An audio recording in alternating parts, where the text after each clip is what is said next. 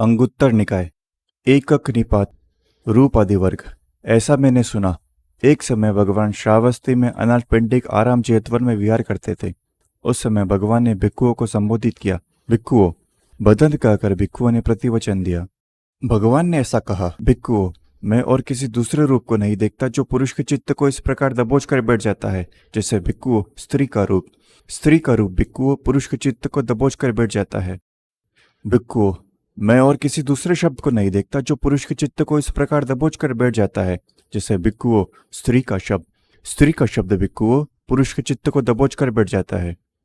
भिक्षुओं, मैं और किसी दूसरी गंध को नहीं देखता जो पुरुष के चित्त को इस प्रकार दबोच कर बैठ जाती है जैसे भिक्षुओं स्त्री की गंध। स्त्री की गंध भिक्षुओं पुरुष के चित्त को दबोच कर बैठ जाती है।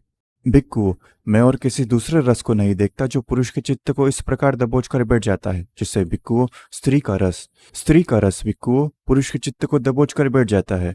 भिक्षुओं, मैं और किसी दूसरे स्पर्श को नहीं देखता जो पुरुष के चित्त को इस प्रकार दबोच कर बैठ जाता है जैसे भिक्षुओं स्त्री का स्पर्श। स्त्री का स्पर्श भिक्षुओं पुरुष के चित्त को दबोच कर बैठ जाता है।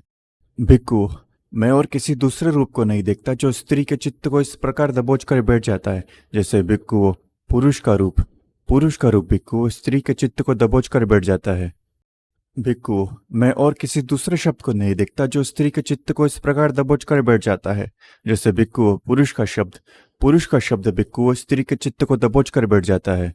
भिक्षुओं, मैं और किसी दूसरी गंध को नहीं देखता जो स्त्री के चित्त को इस प्रकार दबोच कर बैठ जाती है जैसे भिक्षुओं पुरुष की गंध। पुरुष की गंध भिक्षुओं स्त्री के चित्त को दबोच कर बैठ जाती है। भिक्षुओं, मैं और किसी दूसरे रस को नहीं देखता जो स्त्री के चित्त को इस प्रकार दबोच कर बैठ जाता है जैसे भिक्षुओं पुरुष का रस। पुरुष का रस भिक्षुओं स्त्री के चित्त को दबोच कर बैठ जाता है।